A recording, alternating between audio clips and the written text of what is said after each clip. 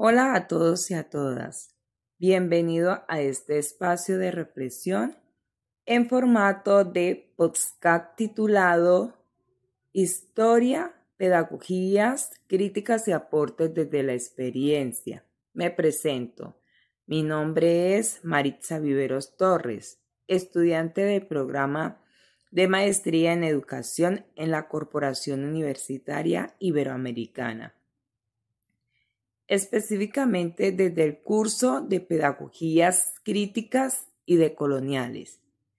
Quiero compartir con ustedes algunas ideas que nacen desde nuestras vivencias cotidianas, pero también desde las voces de investigadores que han dedicado su vida a entender cómo podemos transformar la educación.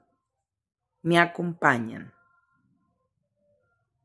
Desde que comencé a profundizar en estos temas, entendí que la historia de nuestra educación no es solo una sucesión de hechos, sino un mapa que revela cómo las estructuras de poder y las historias coloniales siguen marcando nuestras prácticas diarias como docente. Incluso cuando creemos que quizás estamos haciendo algo distinto, como bien lo señala el autor Oseba,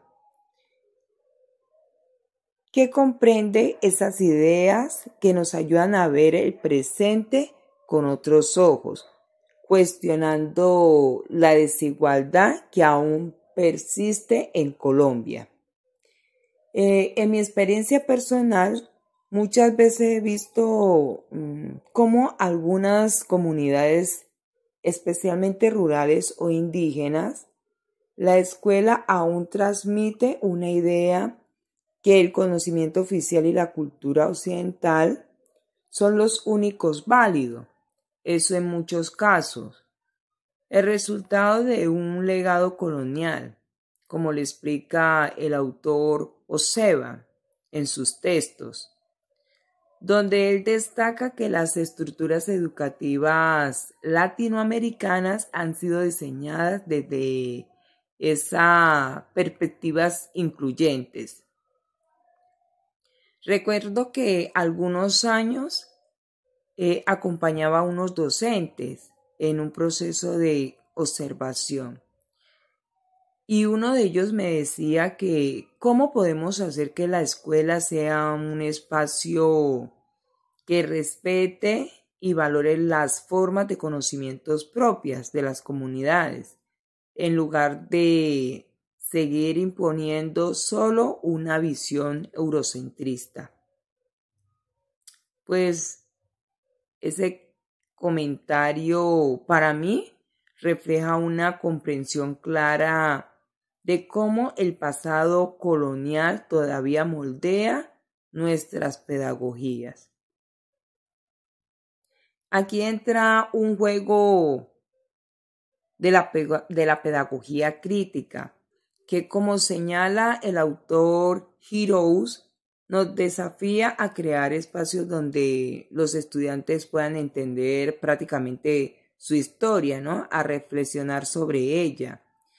Y desde esta conciencia, actuar para transformarla. La educación no puede ser una transmisión únicamente de conocimiento, sino también un acto de resistencia y transformación social. En varios talleres y diálogos con algunos docentes y estudiantes, se nota que una constante en muchas comunidades rurales o marginadas, las desigualdades en el acceso de la calidad educativa todavía es muy marcada en algunas comunidades. Un ejemplo que siempre recuerdo hace varios años, una niña que todos los días tenía que recorrer 10 kilómetros a pie para llegar a una escuela porque no había transporte escolar. Ella me decía que a veces sentía que la escuela no servía para nada porque ella decía que no tenía los mismos libros que otros colegios. ¿Sí? Esa situación para esa pequeña reflejaba muchas desigualdades estructurales, las mismas que decía la autora Pilar Pérez Hidarraga, que ella ha descrito mucho en Colombia. Entonces yo me pregunto, ¿cómo podemos como docentes y como actores educativos hacer algo en nuestro día a día para abordar estas diferencias? Si la pedagogía crítica nos invita a partir de la realidad de los estudiantes y a valorar sus saberes, su historia y hacer visible que esas desigualdades no son naturales, sino un resultado de decisiones políticas y económicas que hay que cuestionar. Por ejemplo, en una práctica docente que hice algunos años en la zona rural, en una comunidad indígena, prácticamente busqué incorporar sus formas de aprendizaje, sus tradiciones y su lengua. La experiencia fue enriquecedora porque vi cómo los estudiantes tenían un interés genuino en aprender sus propias historias, sus cantos, su modo de relacionarse con la tierra.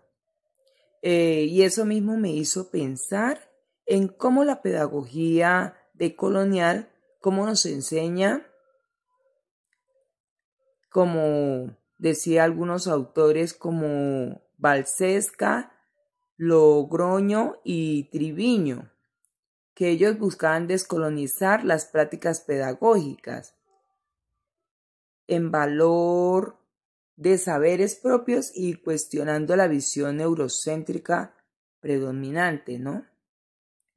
Lo que he aprendido también es que en esta transformación no es solo el contenido, sino es la actitud de cada uno de nosotros como docentes, en su forma de escuchar, en su respeto por las diferencias de las diferentes formas de conocimientos de cada uno. Es como si cada aula fuera un pequeño mundo donde podemos sembrar esas ideas de justicia y reconocimiento mutuo. Y aquí quiero traer a colación al autor García, quien nos dice que la teoría crítica apunta a que a través del análisis de la realidad social podemos entender cómo se construyen esas desigualdades y sobre todo cómo podemos cuestionar y transformarlas en colaboración con los estudiantes. La idea de que la educación puede ser un acto colectivo de emancipación siempre ha resonado en mí. Por ejemplo, me impactó un taller que los estudiantes hicieron junto con algunos profesores que discutían sobre cómo reivindicar sus derechos y cómo crear espacios de diálogo con sus comunidades. Esas experiencias me hizo sentir que a veces pequeños cambios en nuestras prácticas son semillas para un cambio profundo para cada uno de nosotros. Y hablando de ese cambio, el autor Quirós nos lleva a activar la pedagogía como un acto de resistencia, donde la escuela se convierte en un espacio de resistencia frente a las injusticias del sistema. Y podemos pensar que en ello cada vez que promovemos debates, reflexiones o actividades que inviten a cuestionar los lo establecido. Para finalizar, quiero decir que todo esto que hemos conversado, que nos invita a aprender de la historia y a reconocer las desigualdades y a transformar nuestras prácticas, no son solo teorías, sino desafíos cotidianos. Muchas gracias por acompañarme en esta reflexión. A todos los que me escucharon, los invito a seguir pensando en su práctica, a ser agentes de cambio de la historia que conocen y las pedagogías que movilizan. La transformación empieza en nosotros como docentes.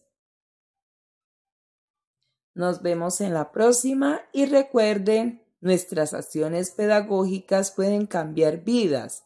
La historia y la educación están entrelazadas y juntos podemos hacer que esa historia sea más justa para todos. Gracias por acompañarme en este podcast.